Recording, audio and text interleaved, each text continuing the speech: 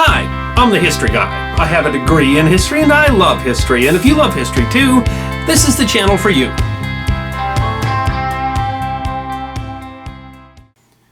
In 1722, the 220-year-old Safavid dynasty of Persia was in decline.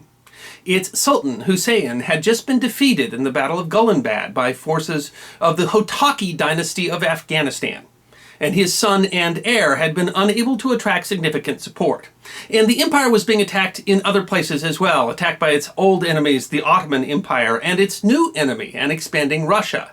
It seemed, in the face of this, that the Safavid dynasty would collapse.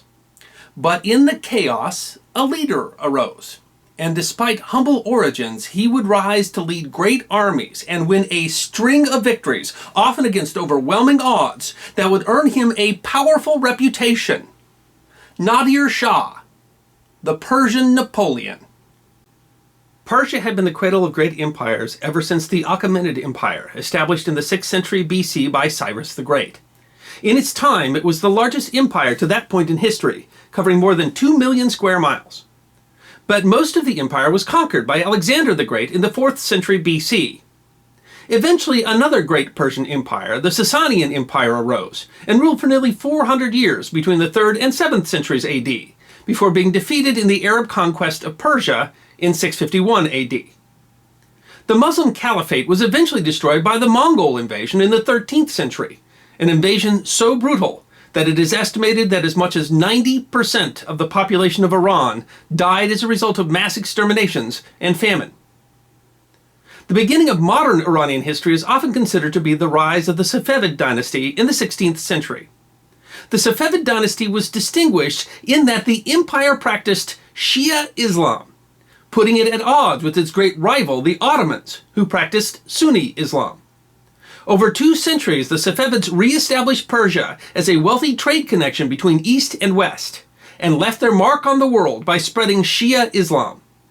At its height, the Safavid dynasty ruled over an area of over 1 million square miles. It was in the waning years of the Safavid dynasty that a young peasant grew up.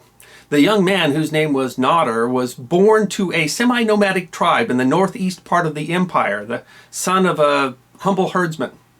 He and his mother were left destitute when his father died and Nader was just 13 years old. And then they were captured and taken into slavery by a roving band of Uzbek Tartars, essentially captured by land pirates. His mother died, but he managed to escape slavery and return home, where he lived a desperate and impoverished life. No one at that time could have guessed that he would rise to become one of the greatest leaders in the history of Iran. He managed to secure a position as a messenger for a Persian nobleman. He and another messenger would run messages back and forth between the nobleman and the royal court. On one of those missions, he murdered the other messenger, apparently with the goal of making his own position more secure. But when his boss found out, he was angry. Nader thought that he might kill him, and so first, Nader murdered the nobleman, married his daughter, and took most of his servants up into the hills to form a gang of bandits. In the first quarter of the 18th century, the Safavids were beset by numerous enemies. Their old rivals, the Ottomans, had always been a threat, but a new rival, an expansionist Russia under Peter the Great, also started to encroach on their territory, as well as the Indian Mughal Empire in the south. More importantly, Europeans, starting with the Dutch East India Company and later the British, had used their dominant fleets to control the trade routes in the western Indian Ocean. As military threats increased, revenues fell. The Sultan, Hussein, was weak and ineffectual, more interested in wine than governing. But the greatest challenge actually came from within the empire. Afghan tribes, angry as the Safavids had tried to forcibly convert them from Sunni to Shia Islam, rose under a tribal ruler, Mahmud Hotak, and defeated Hussein's army in the Battle of Gullanbad in 1722. The capital was besieged, and Hussein abdicated. Taking advantage of the chaos, the Russians and Ottomans took vast swaths of the former empire. But in the chaos, that small group of bandits under Nader had grown into a small rebel army, and he threw that army in support of Hussein's son, Tahmasp, and he quickly rose to become the leader of Tahmasp's army. In a sweeping campaign, Nader defeated the Hotakis, first chasing them from Persia and eventually conquering them entirely by 1738, with much of the defeated force joining his army. The campaign was astounding. At the crucial Battle of Damgan in 1729, Nader was outnumbered almost 2-1, and yet thoroughly routed the Hotaki army. He then swung his army against the Ottomans, regaining the territory the Ottomans had taken after Hussein's abdication. When Tahmasp lost that territory again in a disastrous campaign of his own, Nader forced him to abdicate in favor of his infant son in 1732. Nader then made himself regent, effectively taking control of the empire. His conquest continued. He besieged Baghdad and defeated a superior Ottoman force in 1735, gaining back the territories of Armenia and Georgia. The Russians, seeing opportunity against the Ottomans, signed a treaty with Nader and withdrew from Persian territory. In 1736, he held a great meeting of the nation's nobility, and by loyalty and intimidation, won their favor and was proclaimed king in his own right, giving up the pretense of the regency. Not content to have won back the old Safavid territory, in 1738 he attacked the Mughal Empire in India. It was another brilliant campaign, including a daring flanking maneuver to take the Khyber Pass.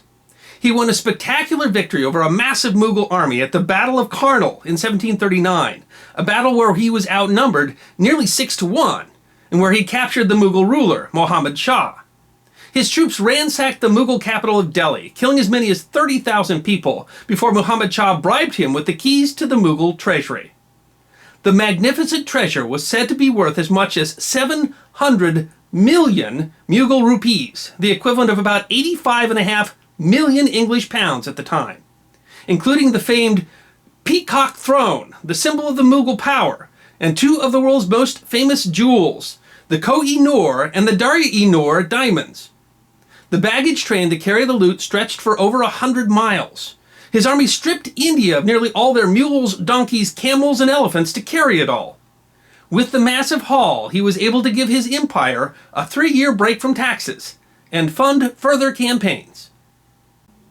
Nader Shah continued his military campaigns. He built a navy and conquered the Arab lands of Oman and Bahrain. But he grew increasingly ill-tempered and paranoid in his old age. He had his own son blinded after accusing him of being complicit in an assassination attempt. In 1747, a group of his officers, afraid that he was planning to have them executed, plotted his assassination. He was attacked in his tent and killed by his own captain of the guard. His empire did not last. While he was a brilliant military commander, his 11-year rule did no good for the economy, which struggled under the cost of all his military campaigns. And partly owing to his paranoia, he never established a clear line of succession, and so his empire fell into civil war after his death. There are persistent rumors of something called the lost treasure of Nader Shah. These work from the legend that Nader Shah was killed by his generals on the way back from the India campaign, and that the great treasure of the Mughals was taken by one of those generals and hidden in caves in Afghanistan before he himself died. Several famous treasure hunters have gone seeking the treasure, and there are even rumors that today the Taliban are searching for that treasure in Afghanistan. But the legend doesn't make sense. Nader Shah was known to live 8 years after the India campaign, and the disposition of the Mughal treasure is well known. The famous 183-carat pale pink Darya-i-Noor diamond, for example, is still part of the Iranian crown jewels. One impact of his campaigns was that his attack on the Mughals demonstrated the weakness of that empire, and that prompted the British East India Company to move to fill the vacuum, and thus contributed to the British domination of India. Nader Shah was once a penniless peasant, but he became the greatest military commander of his era. He was great not just because he had a brilliant tactical mind, but because he had a superior understanding of combined arms and of the importance of gunpowder. He reorganized his army around infantry units armed with muskets and modern artillery, breaking from the Middle Eastern tradition of depending largely upon cavalry. And that allowed him to win a string of victories, often against superior numbers. The empire that he conquered was more than 500,000 square miles larger than the Safavid dynasty that he replaced, and in fact was second only to the Achaemenid Empire of Cyrus the Great in Persian history. At one point, he commanded an army of 375,000 fighting men. It was the largest army in the world at the time. Nader Shah is most often compared to Napoleon because of his brilliant military victories. But Nader Shah's empire that he conquered was more than twice the size of the French Empire under Napoleon. And so it might be more proper to say that instead of Nader Shah being Persia's Napoleon, that Napoleon Bonaparte was France's Nader Shah. I'm the History Guy, and I hope you enjoyed this edition of my series, 5 Minutes of History, short snippets of forgotten history, 5 to 10 minutes long. And if you did enjoy them, please go ahead and click that thumbs up button, which is there on your left. If you have any questions or comments or would like to suggest other topics for the History Guy, feel free to fill those in the comment section, and I will be happy to respond. And if you'd like 5 minutes more of forgotten history, all you need to do is subscribe.